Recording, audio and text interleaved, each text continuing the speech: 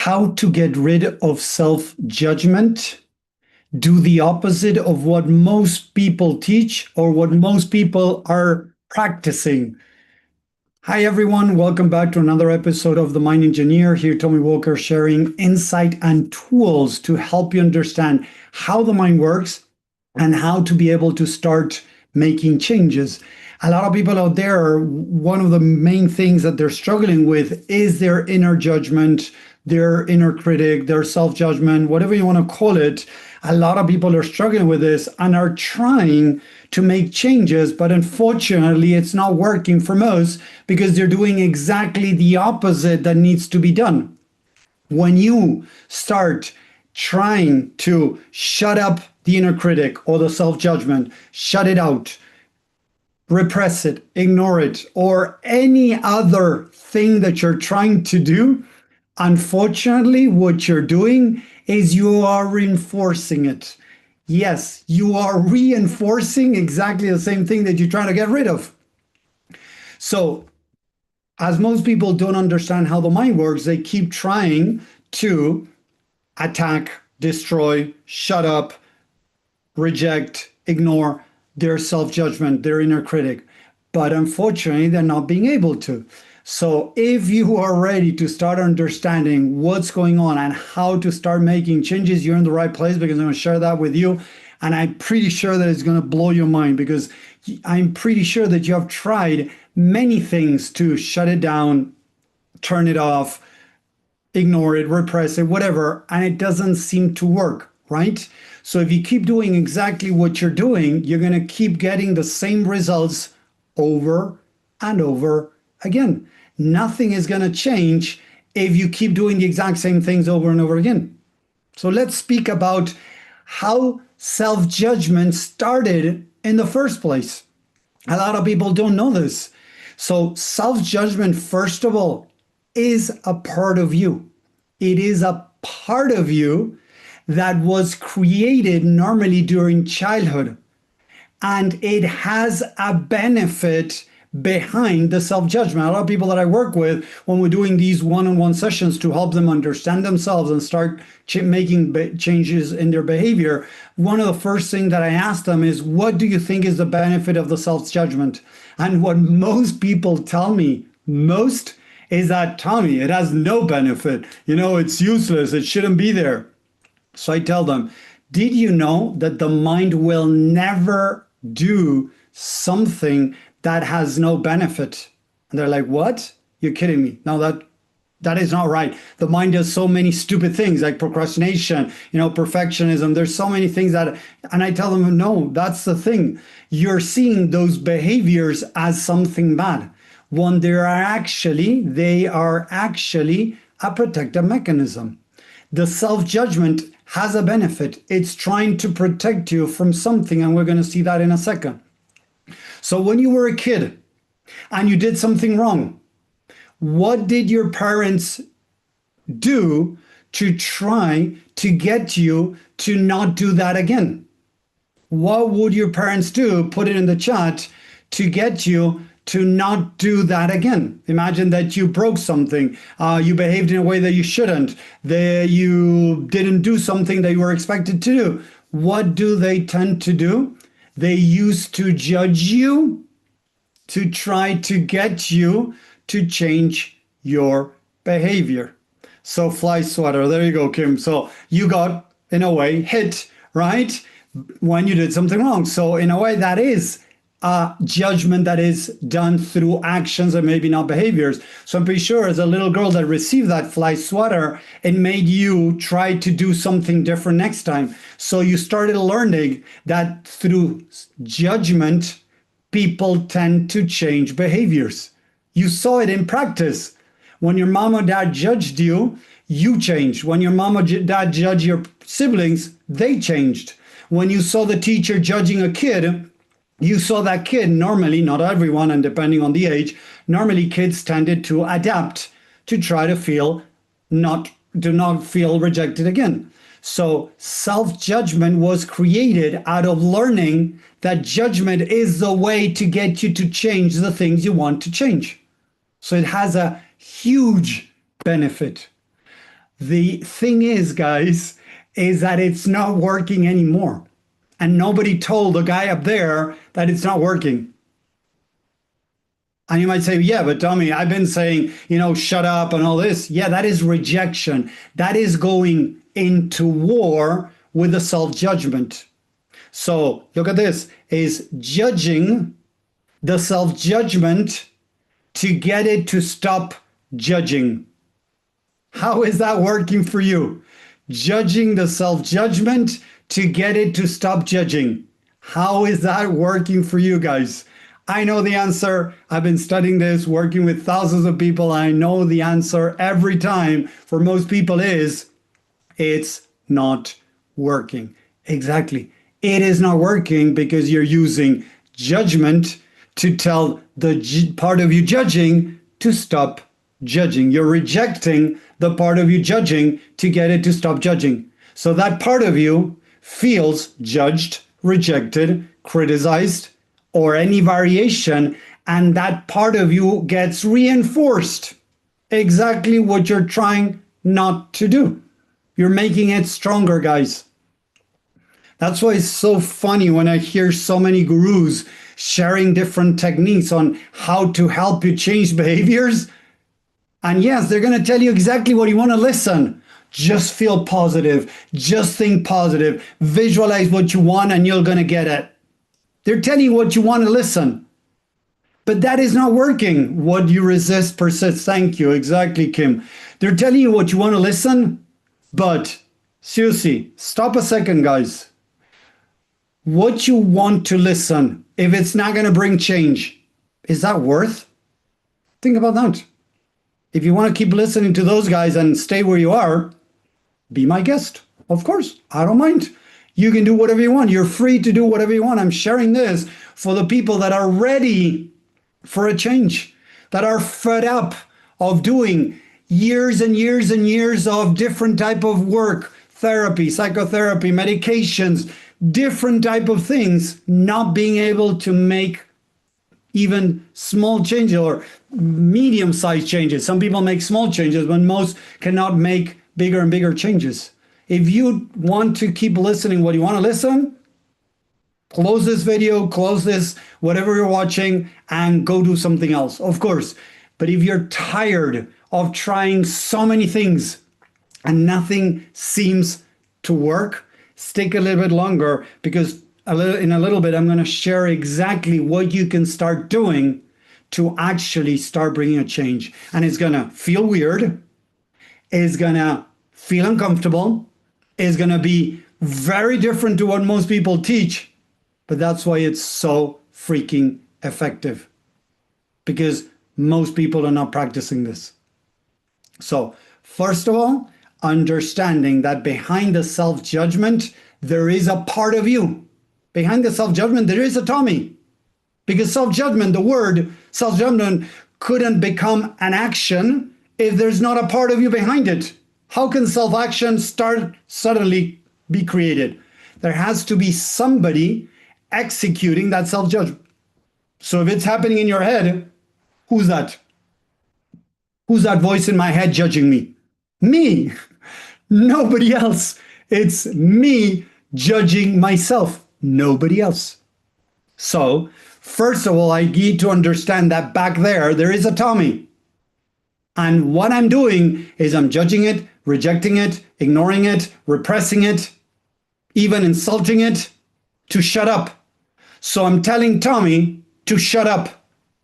How do you like when people tell you, if you're saying something important for you, and suddenly people start telling you to just shut up? Would you like that?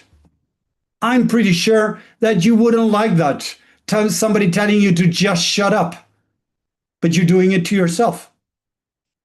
So there's a part of you that is running a program that has learned since childhood that it used to work when you were a little kid or growing up, maybe till you were 10, 12, 15, 20, I don't know.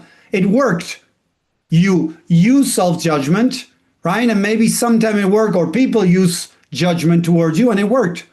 But nobody told the guy up there that it's not working anymore. So you keep trying it even today, judging yourself to stop judging and things like that, and any type of variation, and it's not working anymore.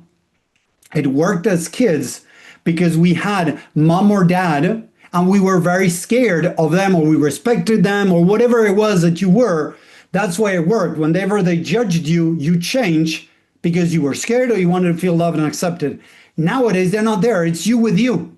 And as you are not freaking yourself out, you're not so scared of yourself, you don't respect yourself, of course, self-judgment is not going to work.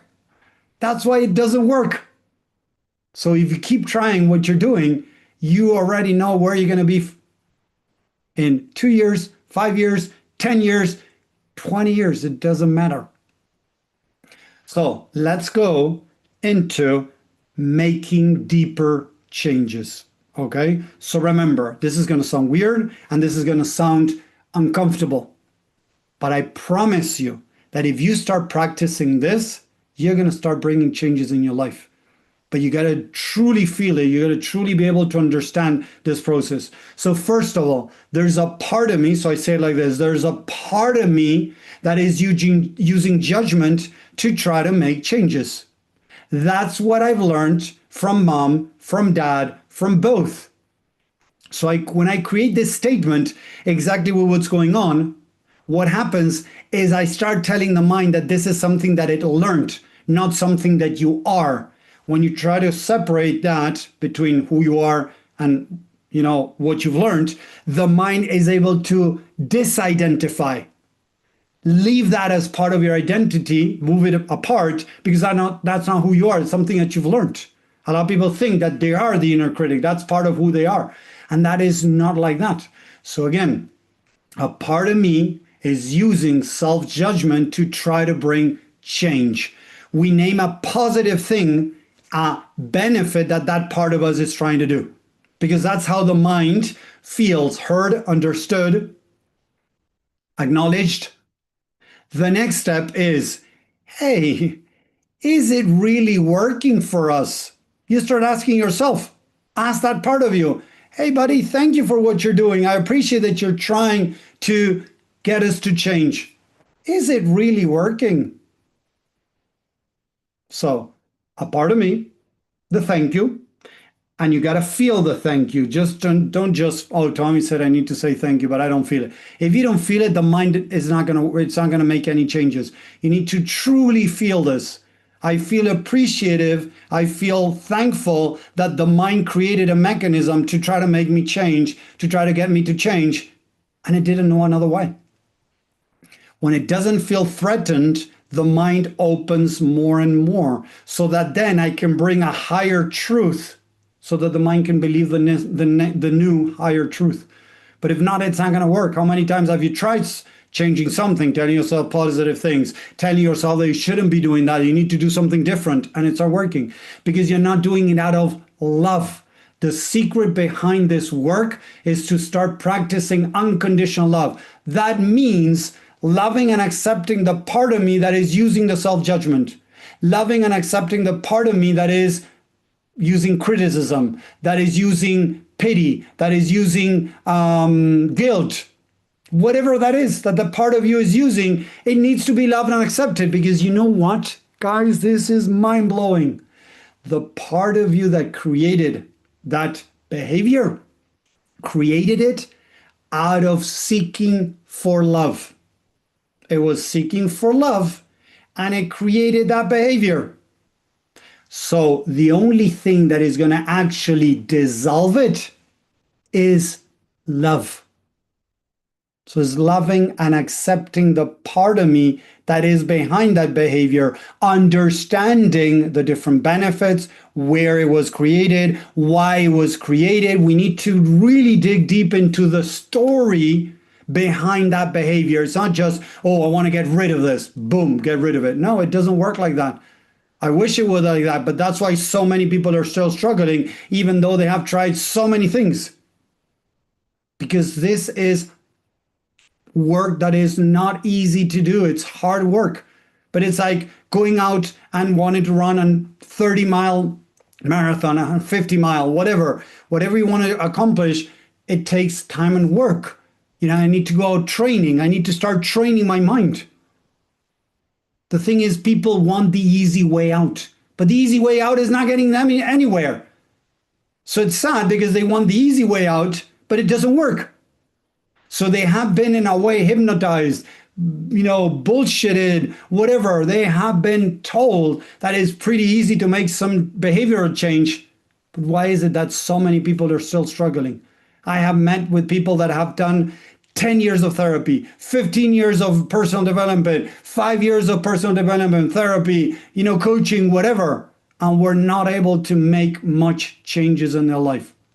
They started working with me, and after a couple of months, they started seeing bigger and bigger changes in their life. This is not automatically, this is not a couple of weeks and you're done. No, it takes time and work to practice this. But as we practice the self-love, the understanding of the different stories, and we work on the language that gets into the subconscious mind to start bringing those walls down, those behaviors down, things start changing. But the more you try to change, the more you go into war. The more you go into war, you come from ego. When ego starts playing with your personal development tools, ego keeps you stuck.